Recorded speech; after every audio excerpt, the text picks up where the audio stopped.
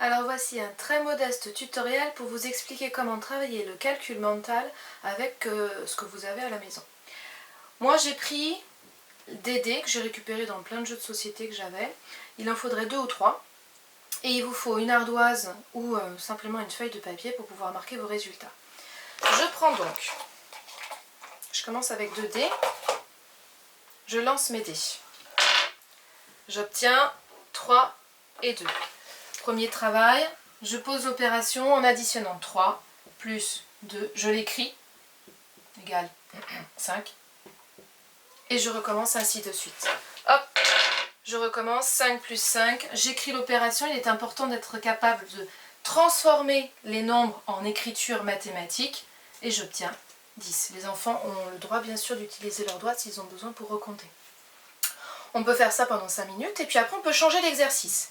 Si ça devient trop simple, je prends un troisième dé et je recommence. Je lance les 3 dés. J'obtiens 6, 2 et 3. 6 plus 2 plus 3. Je calcule de la même façon. En général, on dit aux enfants de commencer par le nombre le plus grand et l'additionner au plus petit, ou alors on regarde s'il n'y a pas des doubles quelque part ou des compléments de 10. Là, je vois 3 plus 2, 5, 6 plus 5, 11. Je mets le résultat. Ce travail peut être fait par des CP ou par des CE1. Il est à adapter en fonction du niveau de chaque enfant. Dernière petite variante. Je ne prends que 2 dés cette fois-ci. Je les lance. Je regarde quel est le plus grand nombre. En l'occurrence, 5, 2, le plus grand c'est 5. Et cette fois-ci, je fais une soustraction.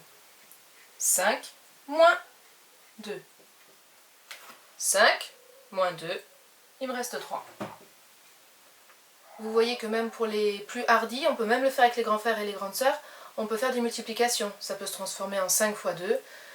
5 divisé par 2, on ne va peut-être pas le faire. Voilà, vous avez juste besoin de dés. Au cas où vous n'auriez pas de dés. Fastoche. Je prends 2 boîtes. Dans chaque boîte, je mets des numéros de 1 jusqu'à 6 avec des petits papiers, la même chose, et je pioche au hasard 2 papiers. Je peux faire exactement la même chose. Voilà, à vous de jouer.